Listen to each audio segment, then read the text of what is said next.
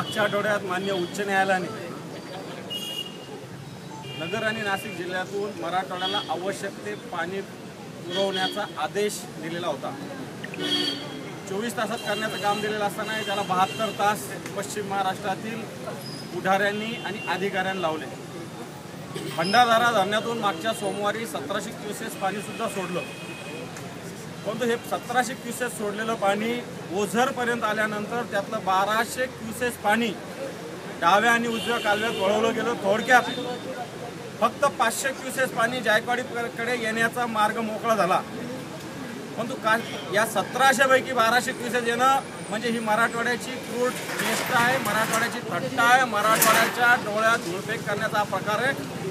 कोर्टाने आदेश दोन्ही कलेक्टरला दिलेला आहे, कोर्टाने आदेश जलसंपदाच्या डायरेक्टरला दिलेला आहे आणि या ज्या कलेक्टरने अशा पद्धतीनं ओझरचे बंधारे डावे उजवे उघडण्याचा आदेश दिला त्या कलेक्टरवर कारवाई झाली पाहिजे, शिवसेनेची मागणी राहील। शिवसेना त्याविषयी पाण्यावर दरोडा टाकणाऱ्या अधिकाऱ्यावर गुन्हेसुद्धा दाखल करेल। परंतु आज 12 दिवस झाले हे पाणी काही जायकवाडीपर्यंत पोहोचू शकलं नाही। अजून 56 किलोमीटर दूर पाणी आहे आणि सध्याच्या घडीला हे पाणी जायकवाडीपर्यंत कोणत्याही परिस्थितीत पोहोचणार नाही। अशा प्रकारची स्थिती पश्चिम महाराष्ट्रातील अधिकाऱ्यांनी आणि पुढाऱ्यांनी निर्माण केलेली आहे।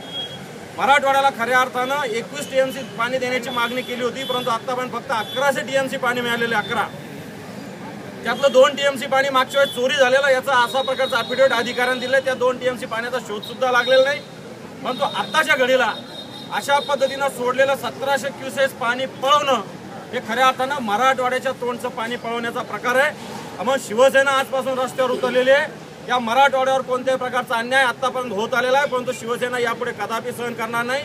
या संभाजीनगर असो की मराठवाडा असो, या जनतेला, शेतकऱ्यांना, उद्योजकांना सगळ्यांना पाण्याची आवश्यकता आहे, प्रायोरिटी पिण्याच्या पाण्याची आहे।